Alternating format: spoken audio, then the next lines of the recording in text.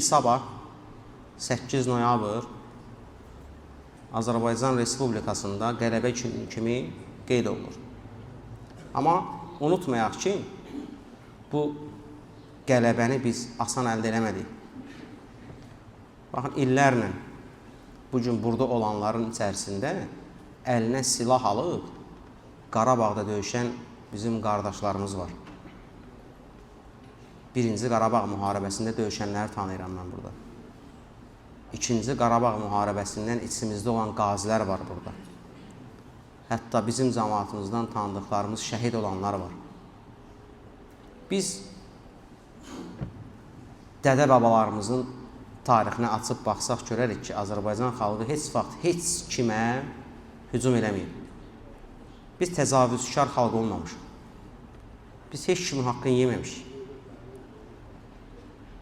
Əksinə, tarix boyu bizə qarşı haqsızlıqlar olunub. Tarix boyu bizi əzməyə çalışırlar. Torpaqlarımızı işğal etməyə çalışırlar. Birinci Qarabağ müharibəsində milyonlarla insanımız yurdundan, yuvasından qaçqın və didərgin düşdü. Qızlarımız, gəlinlərimiz girov getdi. Xocalda uşaq, yaşlı, baxmadılar, hamısını qırdılar, soyqırım elədilər bizə qarşı. Biz səbr etdik, çalışdıq, dözdük və Allah Subhanahu taala elhamdülillah bizlərə 30 ildən sonra haqqımız olan o Qarabağı fəth eləməyi nəsib etdi. Əlbəttə ki, bu fəthdə unutmayaq ki, Allahın rəhməti və bərəkəti var birinci növbədə. Çünki Allah izin verdi, Allah nəsib etdi bunu bizə.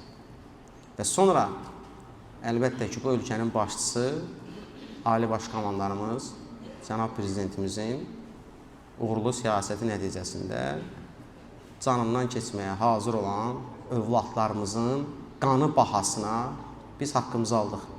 Allah bizim xalqımıza müsibət göstərməsin. Allah övladlarımızı, gənclərimizi, cavanlarımızı qorusun.